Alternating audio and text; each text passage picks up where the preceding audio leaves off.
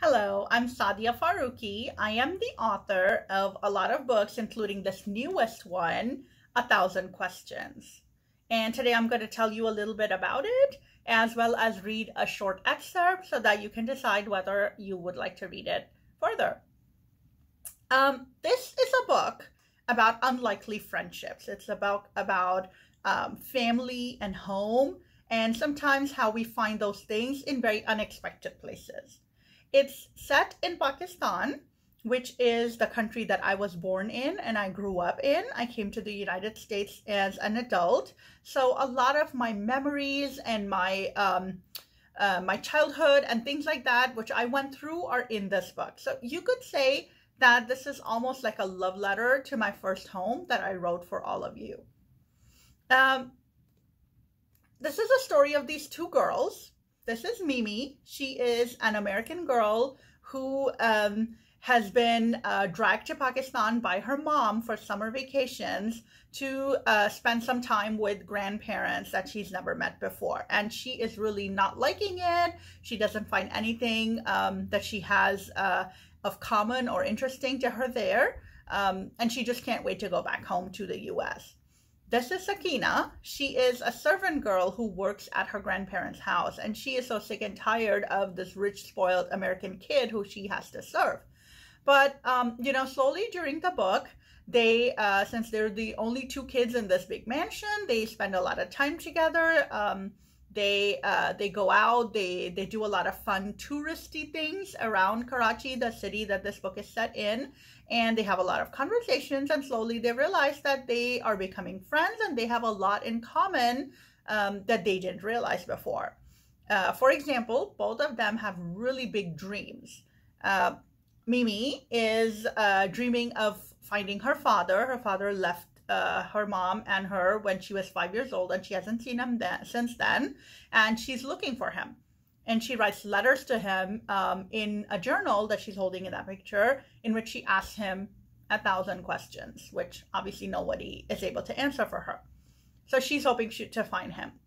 And Sakina is dreaming of leaving her job and going to school because she wants to go to school like any other kid, but her parents depend on her income to survive because they're poor and everybody works.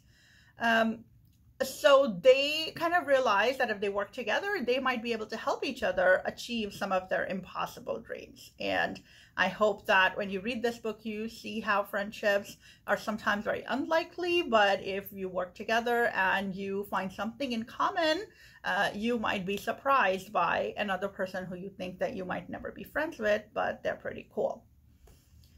So I'm going to read a little bit from the beginning of the book. This is from chapter 7.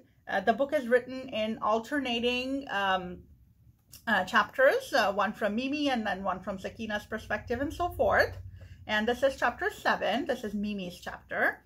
And it's very early when she has just been in this new country for just a few days. Mimi, my fruit is better than yours. The servant girl is chopping a vegetable of some sort in the breakfast area when I go downstairs to get a drink of water. I think it's a squash, but I can't be sure. Everything is different in Pakistan. The cantaloupe I ate last night for dessert was white instead of the melon orange I'm used to. And the taste was almost tart. The peaches are smaller and the bananas look like smaller, softer, blacker versions of ours. So far, America 1, Pakistan 0.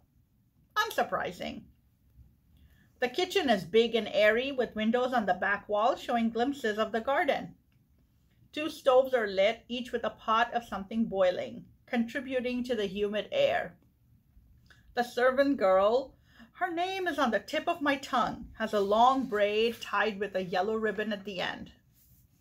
She's wearing a faded pink shalwar kameez with sleeves rolled up in a way that make it obvious her clothes originally belonged to someone else. She's tied her dupatta around her waist like she's about to wrestle. Good morning, I offer in English, but before I remember that she speaks Urdu. Ugh. Assalamu alaikum, she says at the same time. I want to shout jinxed, But I doubt she'll understand. She couldn't catch most of what I was saying the first morning we got here. I walked to the fridge and opened it. I hardly ate any lunch. Even the chicken nuggets were spicy. It's only our 4th day in Pakistan, and I'm sweating tiny streams from my forehead. Mom says I'll get used to the heat in no time if only I leave my air-conditioned bedroom. No, thank you. I'd rather get used to the little boxy air conditioner under my window that blasts icy air onto my face when I stand in front of it. Right next door to my bedroom is Mom's, the one she used to sleep in when she was my age. She's shown me every corner of that room with excitement. The wall where she pinned posters of a boy band called Junoon, the closet drawer where she stashed all her cassettes of Indian movie songs, the balcony she used to sit on reading romance novels in the afternoon while her parents slept. You to the last one. I can't get over how rich she used to be. Not anymore, though. In Houston, with me, she's just average, getting by. Starving artist, she sometimes says jokingly. What a change that must be. Does she secretly hate her life? Does she wish she was a rich Pakistani again? Is that why we're really here? I peer into the fridge as if it holds the answers to all my questions. Do you need something? The servant girl asked from behind me. Sakina, that's her name. Coke?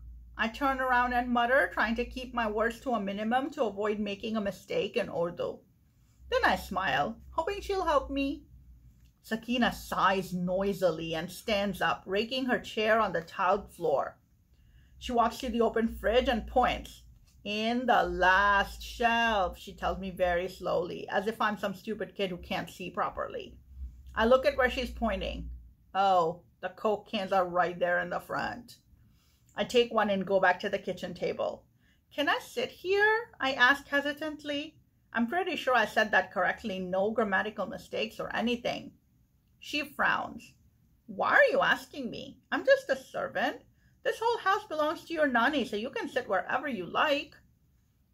I understood that loud and clear. Wow, she's mad about something.